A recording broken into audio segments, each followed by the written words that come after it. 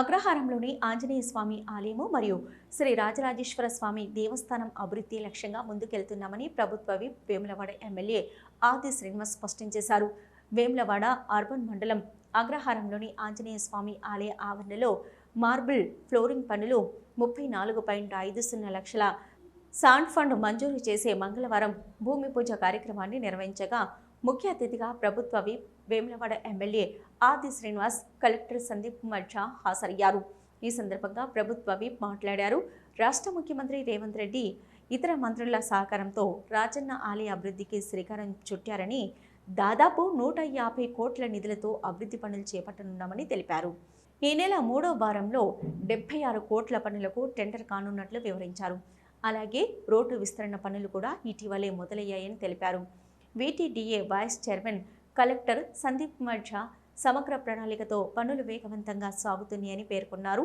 రాజన్న ఆలయానికి భక్తుల తాకిడి రాను రాను పెరుగుతుందని, దానికి అనుగుణంగా సౌకర్యాలు కల్పించాలనే ఉద్దేశంతో ప్రభుత్వం నిధులు మంజూరు చేసిందని గుర్తు చేశారు.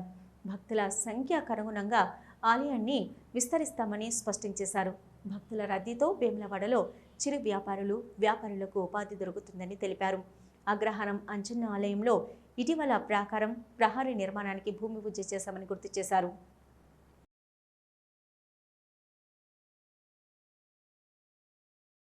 ఈరోజు వేములవాడ రాజన్న ఆలయ అభివృద్ధి కోసం కంకణం కట్టుకొని ముందు సందర్భంలో గౌరవ ముఖ్యమంత్రి శ్రీ రేవంత్ రెడ్డి గారి నాయకత్వంలో ఉమ్మడి జిల్లాకు సంబంధించిన మంత్రుల సహకారంతో మనం 150 కోట్లతో అభివృద్ధి పత్రంలో తీసుకొని పోయే క్రమంలో వీటీడీకి వైస్ చైర్మన్ ఉన్నటువంటి జిల్లా కలెక్టర్ గారి సహకారం కూడా తీసుకొని ముందుకు పోతున్న తరుణంలో ఇప్పుడు వారు ఒక మాట అన్నారు, ఇక్కడ అభివృద్ధి విషయంలో ఎమ్మెల్యే గారి సూచన సలహా, అక్కడ నా సూచన సలహా ఉంది, ఇక్కడ మాత్రం ఎక్కువ సూచన సలహా వారిదే.